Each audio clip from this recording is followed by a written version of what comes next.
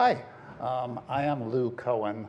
I am a emeritus professor of psychiatry at 2 Massachusetts medical centers and was a palliative medicine researcher for quite a number of years. And I am thrilled to be here, and we'll start talking quicker since time is passing.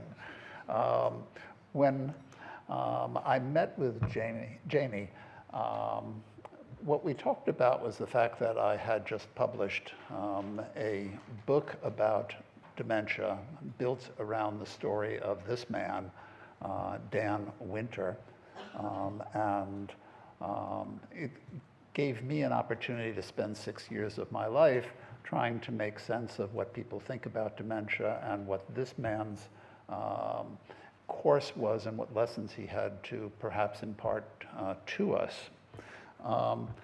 Really, I would like to start by saying something that's pretty obvious to everyone here. It's the question, are there really fates worse than death? Now, Dan Winter, he was 61 when I first met him, was uncertain.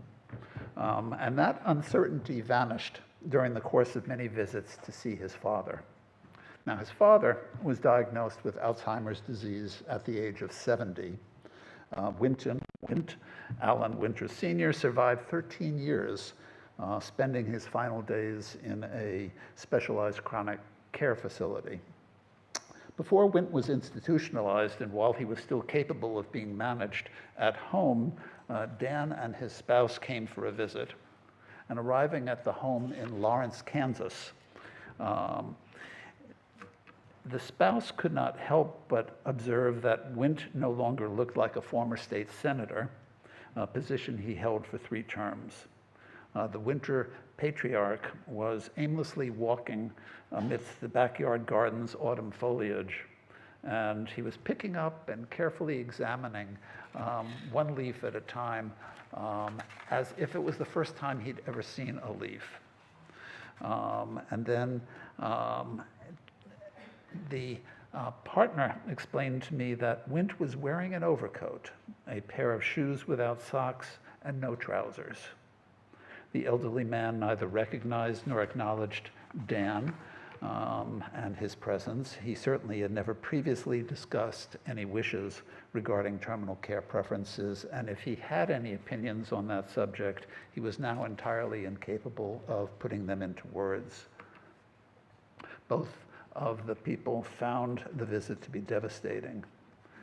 Now, a couple years later, Dan visited his father at a nursing home, and what he told me about was, and what he remembered, was sitting silently beside him. His dad, who had once exuberantly embraced life, was unable to speak, understand the simplest words, or make eye contact. He couldn't respond to his name. He was incontinent of bowel and bladder. And Wint, like many patients in the final stages of dementia, had even tragically lost the ability to smile. Dan felt demoralized that his father's formerly natural mind wound completely down. There was not the slightest whiff of his silly humor, constant state of motion, sometimes irritating logic, or obsession with the Kansas Jayhawks basketball team. Gone were this man's ambitions, his yearnings, and his capacity to love. Dan seemed to find that the disease had stripped his dad not only of his individuality and his personhood, but of his essential humanity. Wint had been a successful entrepreneur, banker, and cattle rancher.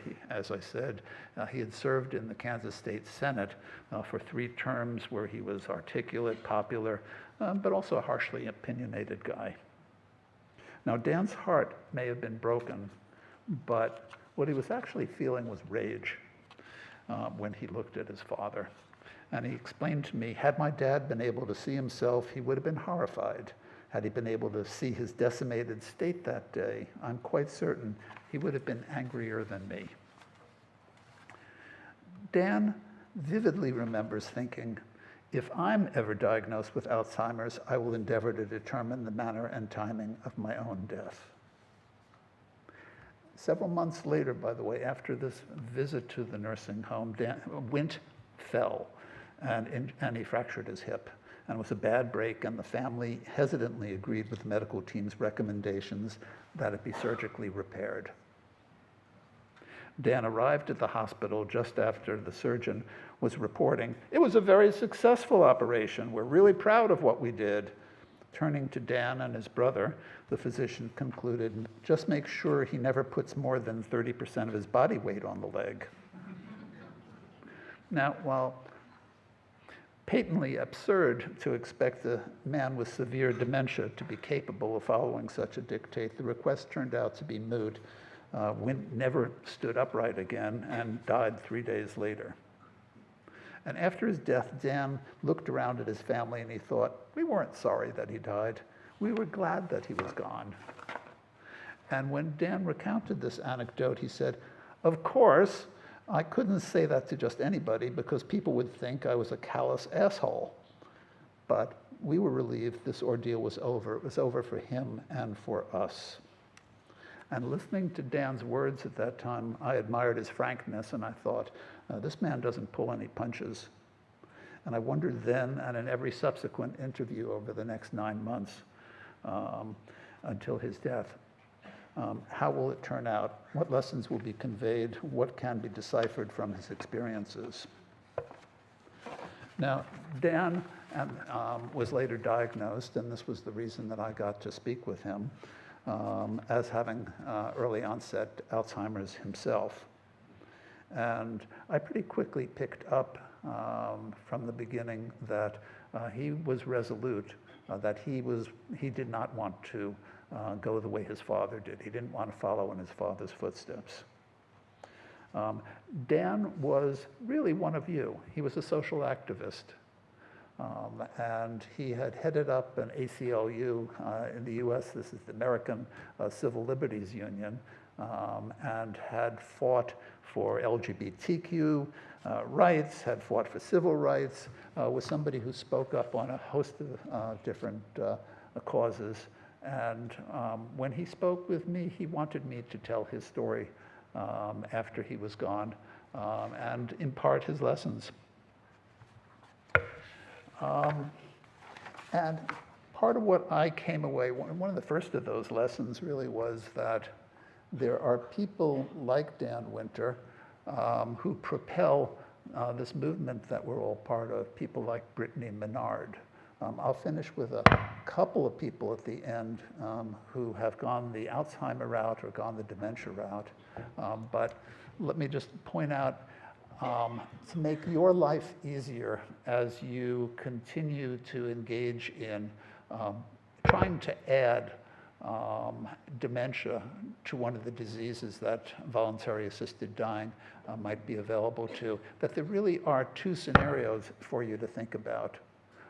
One involves people like Dan, who, when I saw him, he was in the early to middle stages of dementia, and he certainly had capacity. And capacity, by the way, is what I will talk about next, because that was something Janie wanted me as a psychiatrist to speak to.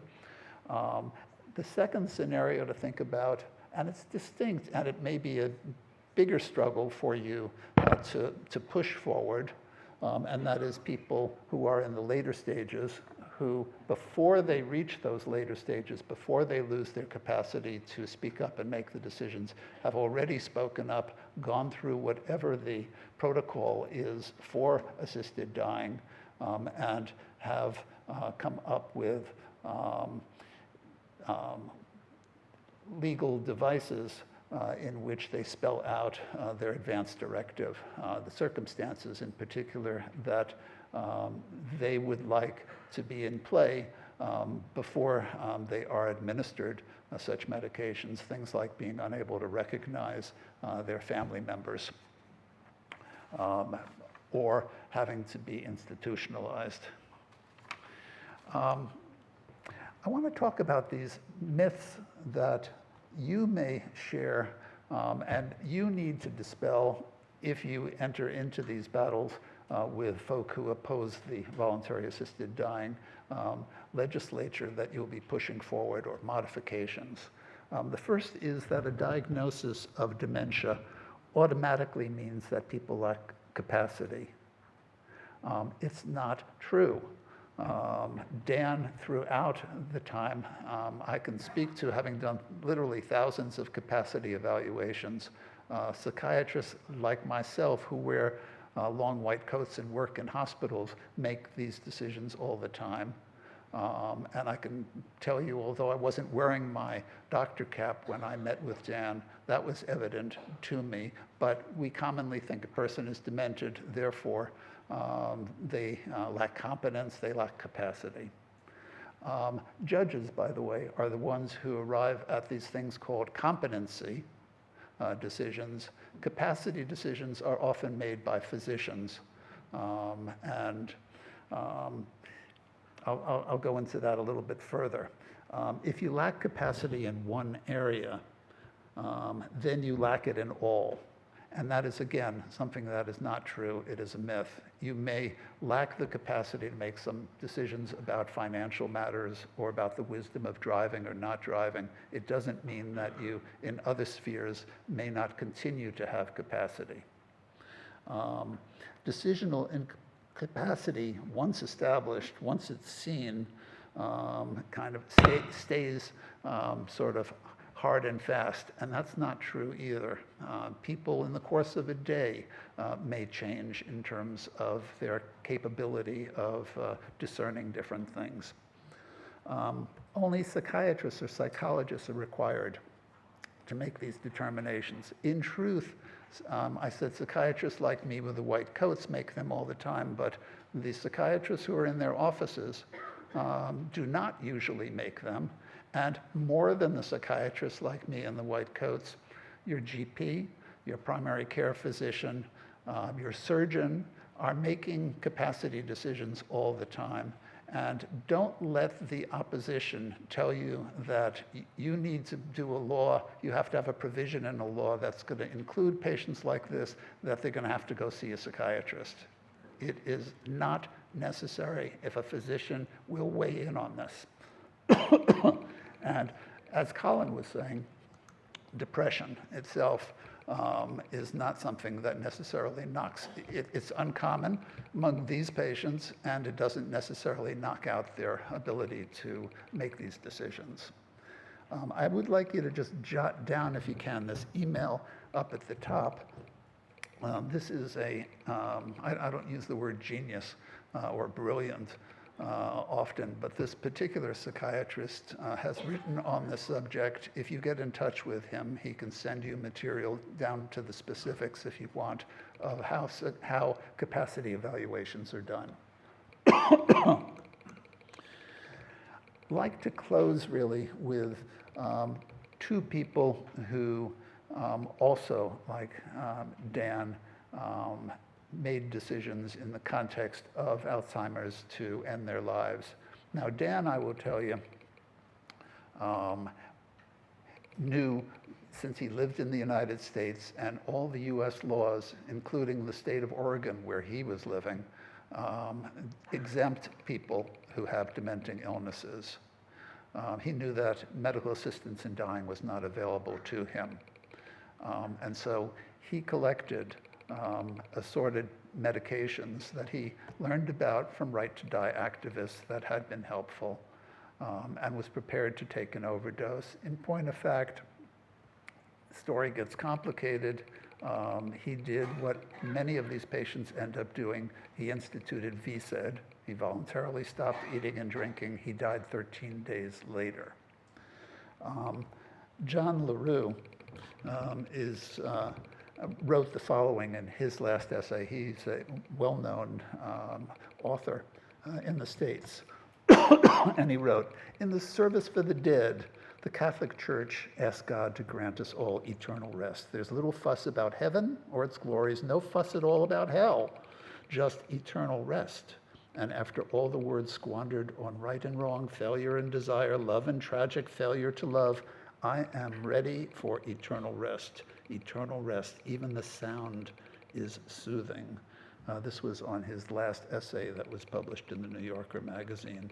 And then finally, one more quote for you.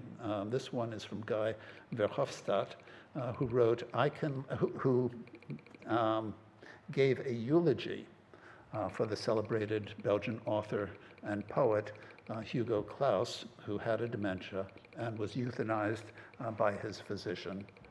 "I can live with the fact that he decided thus," said Verhofstadt, who was a former prime minister of the country, "because he left us in a great glowing star, right on time, just before he would have collapsed into a stellar black hole."